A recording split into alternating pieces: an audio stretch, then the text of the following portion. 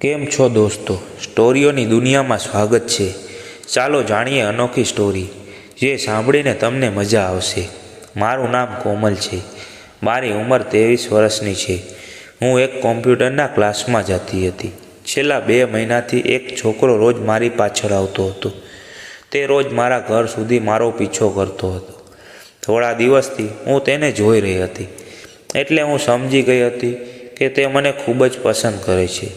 મિત્રો, તે છોકરાનું નામ વિજય હતું. તેની ઉંમર 24 હતી. તે દેખાવે સુંદર હતો. જ્યારે તેણે મને પહેલીવાર પ્રપોઝ કર્યું ત્યારે મેં તેને ના પાડી દીધી, કારણ કે હું તેને જણાવવા માગતી નહોતી કે હું એવી ચીલાચાલુ છોકરી નથી. પરંતુ છતાં પણ તેણે મારો પીછો કરવાનો ચાલુ રાખ્યો. થોડા દિવસ પછી મને ચિંતા થવા લાગી, કારણ કે મને એવું લાગ્યું કે મારા નાના પાડવાથી તે કોઈ બીજી છોકરી પાસે જતો રહેશે. હું એવું કરવા માગતી ન હતી, કારણ કે તે છોકરો ખૂબ જ સુંદર હતો. મને તેની દરેક સ્ટાઇલ ગમતી હતી. એટલા માટે મોકો જોઈને મેં તેને પ્રપોઝ કર્યું.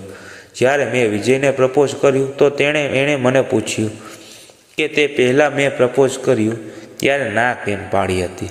મેં તેને કહ્યું કે હું જોવા માગતી હતી કે તું મને સાચો પ્રેમ કરો છો કે ફક્ત પ્રેમ કરવાનો દેખાવ કરો છો.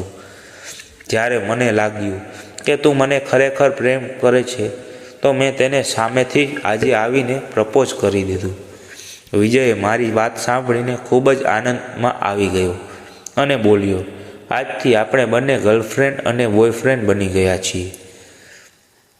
અમે રોજ સાંજે ફોન ઉપર વાતો કરવા લાગ્યા અને ક્યારેક વિડીયો કોલ પણ કરવા લાગ્યા.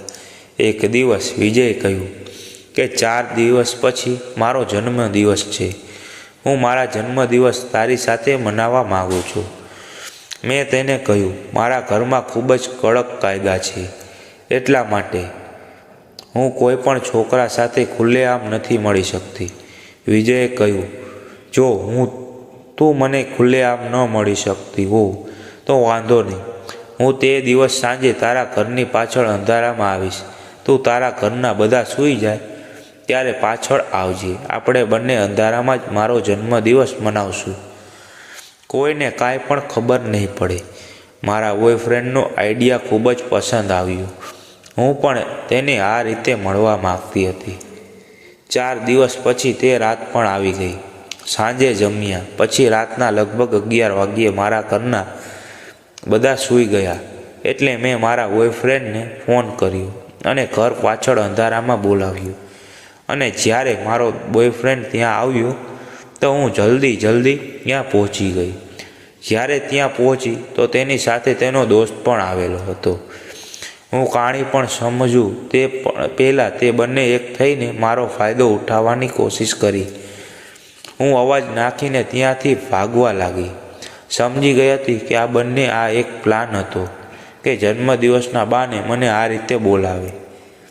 હું જેમ તેમ કરીને ત્યાંથી દૂર ભાગી ગઈ, પણ તેના દોસ્તે આગળ જઈને મને પકડી લીધી અને મારા મોં ઉપર પટ્ટી બાંધી દીધી અને મને એક મેદાન તરફ લઈ ગયા. ત્યાં વિજય અને તેના દોસ્તે મેચ રમવાનું ચાલુ કર્યું.